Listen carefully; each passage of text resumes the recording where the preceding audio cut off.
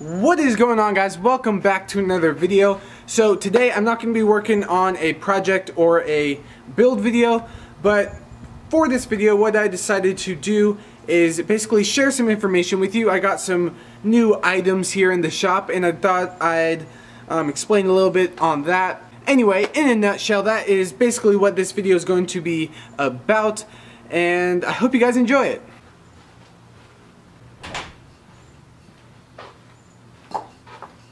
This bowl that I made about a week ago, I really did enjoy. It's a segmented oak bowl that I made over on the shopsmith right there. I did that over the course of I think 2 days, and it was 2 videos or 3 videos, I'm not sure. I'm pretty sure it was 2 videos that I built this in, and I had a whole lot of fun doing it. Turning is something that always intimidated me. It was something that always seemed like you had to have all of the tools to do it, or else you're not going to have a good end result. There's a lot of stuff that goes into turning, and I know that there are some woodworkers who actually do specifically turning and nothing else.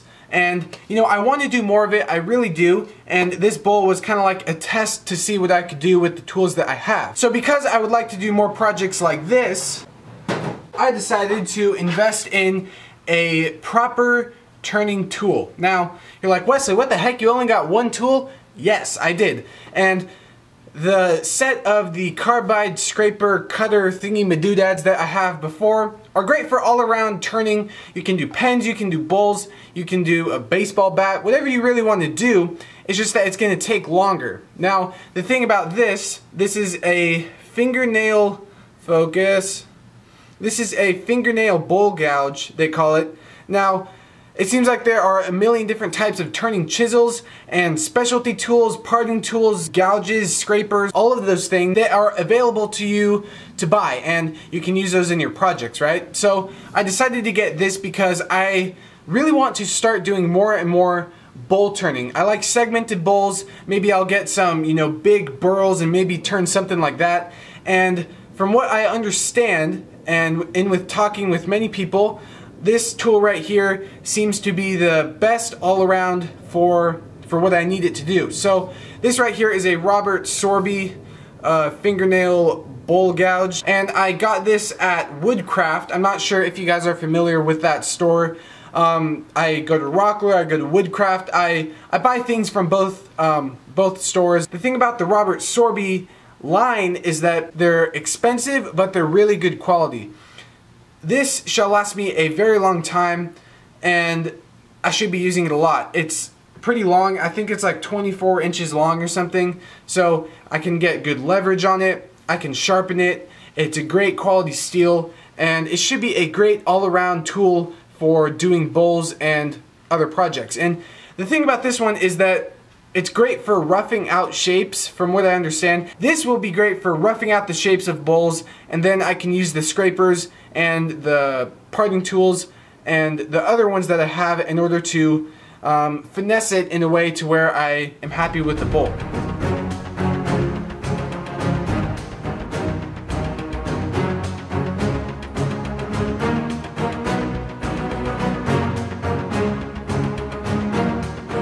So similar to the chisels, another thing that I was really excited to check off the list was a brand new blade for my bandsaw. This is a Craftsman 10-inch bandsaw. I got this thing a few years ago, and it's been a great bandsaw. It's a great deal for the price, and I've had nothing but good results with this. But the one thing that I was really frustrated with was not having a good blade on the bandsaw. Now, as many of you guys know, because many of you guys have your own shops, if you don't have a good blade on it, it's not going to cut very well, and it's just going to cause you problems. So a few days ago, when I picked up the bowl gouge, I was also able to pick up a brand new bandsaw blade. Now, for all of you guys who want the details on this, it is a 4 TPI hook tooth blade. Now, this is a 70.5-inch blade that I picked up at Woodcraft, like I said, when I got the bowl gouge. And the thing about this is, it's going to be really great for resawing. I don't find myself doing curves on this as much, but whenever I do, it's not anything super detailed and intricate. If I did that, I'd obviously have a scroll saw by now. But the majority of the cutting that I do here on the bandsaw is a lot of roughing out stuff. I like to cut, you know, larger shapes out and stuff like that. And recently what I've been really wanting to try is resawing on this. Now, I'm pretty sure this is a 3rd horsepower motor on here, and you know, that's not a whole lot of power, but you know, if you had a good blade, that obviously would make a big difference. And that was kind of the philosophy that I was thinking. So I don't want to just say it's all good without showing you. So what I'm going to do here is resaw this board of hardwood. This is beech right here. And this is just about the highest capacity that this bandsaw can take. This is, what is this? 4.5 inches. Yeah, I know that's pretty pitiful, but that's all I have. So I'm gonna resaw this. I think I already took a slice off of this already a few days ago when I put this blade on. But I'll take another cut right here for you guys and show you how well this blade actually works. But before I even turn on a tool, I will put on the proper equipment. What I've been doing is keeping my respirator over here next to the drill press because I don't have a case for this or anything fancy like that. And there's not a whole lot of dust that gets over here in this section of the shop. And this is where I just hang it over here on the drill press, and that works really, really good. So I'm gonna throw this on here really quick.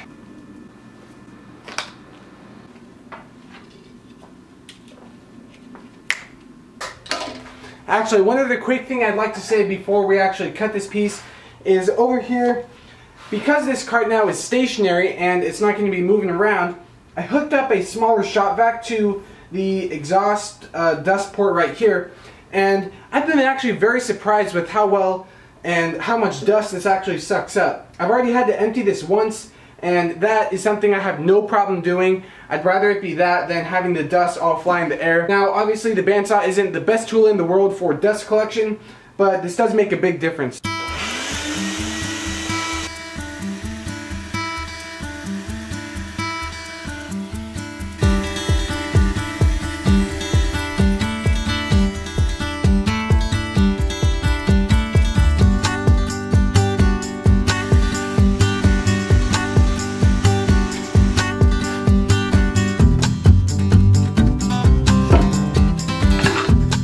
So not only did I get a good blade, but I also took about a half hour to set the thing up and set the bearings right and the tension and all that, and you know, it turned out really good.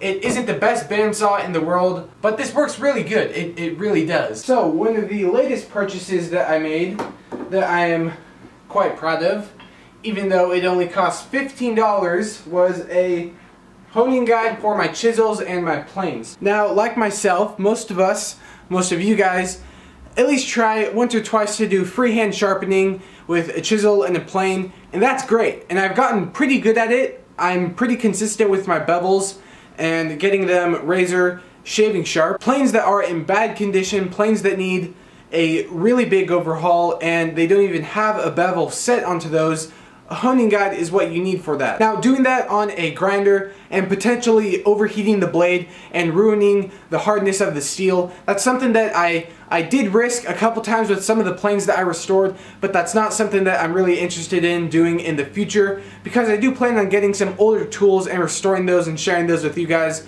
and doing it by sandpaper and going through the rougher grits with the honing guide is a far better way to go than trying to use a grinder. I know that there are going to be many of you guys who disagree with this and say, oh Wesley, grinders are the way to go. You should be doing that every single time. You're not supposed to even mess with sandpaper. You have to use stones and all this.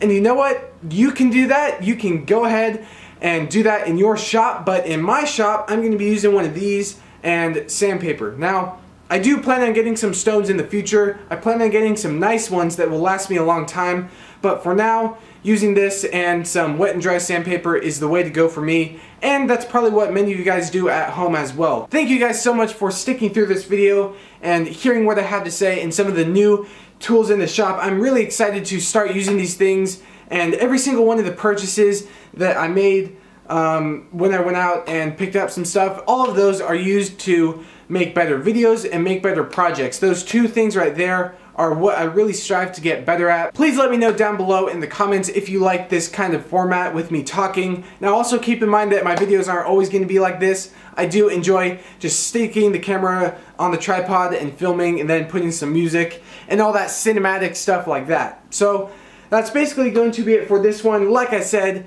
thank you for watching this video, and I will see you guys in the next video.